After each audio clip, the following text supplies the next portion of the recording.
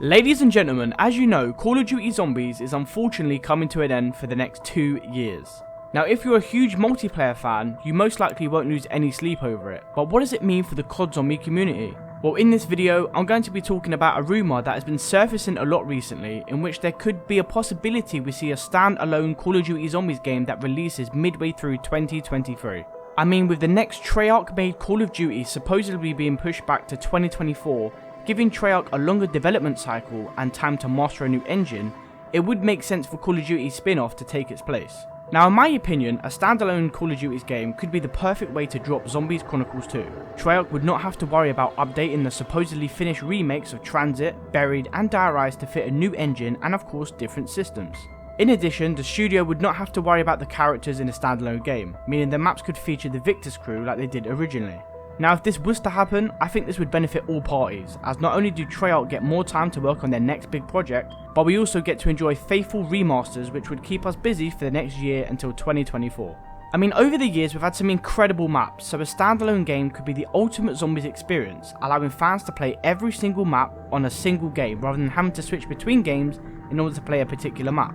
Now guys, let's not jump the guns here and let's try to take this with a pinch of salt, as the last thing we want to do is get our hopes up, build up all this hype and then to be heartbroken once again.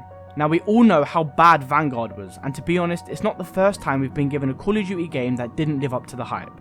For example, we've seen the likes of Advanced Warfare, Infinite Warfare, Call of Duty Ghosts and even Black Ops 4 all being given the spotlight to do incredibly well, but upon the release and even after a few updates, it just didn't live up to the expectations. I mean, me personally, out of the Call of Duties I just mentioned, I didn't actually mind Ghosts that much. In fact, I kinda enjoyed the multiplayer and the campaign. But in terms of the special mode we got given, which was Extinction, my god, was that just awful. I mean, I get they tried something new and I respect that, I really do, but I'm just glad they got the message the first time round and did not try and repeat it. Anyway, back to the zombies. So what do we know about the new Modern Warfare 2? Well, we know for a fact zombies won't be making a return, which is upsetting to hear, as I would have loved to see how zombies would have turned out on a Modern Warfare game using that sweet engine. Now thankfully, due to the incredible custom zombies community, we have already been given a small insight to how good zombies could have been if they'd chosen to make a zombies mode. I mean, some of you already know what I'm about to say, but for those who are wondering how is that even possible, well guys, let me show you what I'm talking about. So here's GULAG, created by Xela, an absolute OG map that featured in Modern Warfare 2's campaign and later went on to be a main part of Warzone.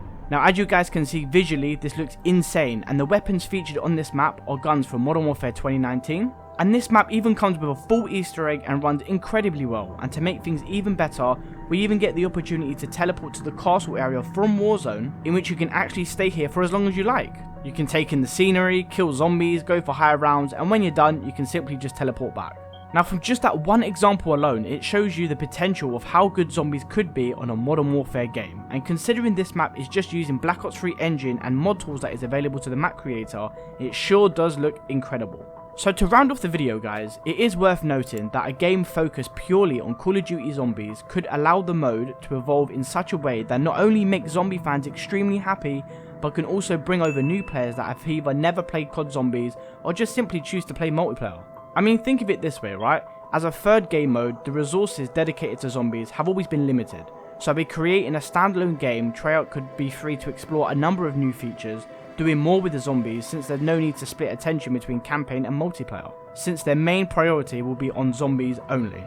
And in my opinion, that could be a massive win for zombies, as although the mode has been sensational since dropping back in World at War 2008, there has been some really bad apples over the past couple years. I mean, take Vanguard for example. That game there is a definition of just laziness and no love put into the game whatsoever. I mean, the campaign was pretty decent, so that's a thumbs up, and at launch it was rigged with bugs, which to be fair is expected, as there are always glitches and whatnot on release that do normally get patched fairly quickly. But in terms of zombies, the first map we actually got for Vanguard did look alright, but it's just the way they went around utilising it was just awful. I mean, before we even get started, they never even had a pause system for solo until after a few months, which was an absolute joke.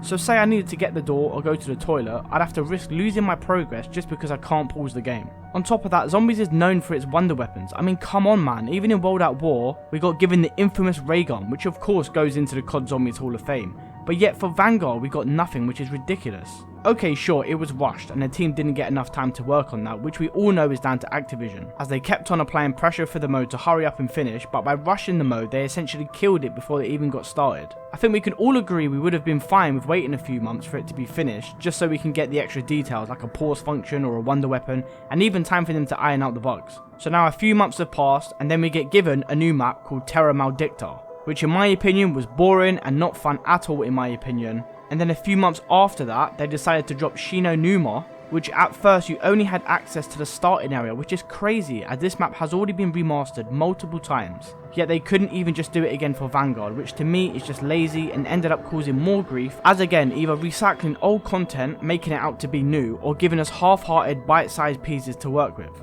And then finally, to round it off, they brought out the Archon, which again is recycled content using the same map of Terra Maldicta, but adding some strange glow or dust effect and putting in a boss fight that looks actually cool. But yet in the end you end up getting nothing for it once you beat him, which is crazy, as to get to the boss fight you have to do some really tedious steps. So hopefully with a standalone game, a lot more love, a lot more passion can be brought back into Zombies, and hopefully we can start shining some light on it again. I hope you guys have enjoyed today's video, and if you did, please smash that like button, comment down below, and of course subscribe to the channel if you're new. Much love and catch you in the next one. Peace!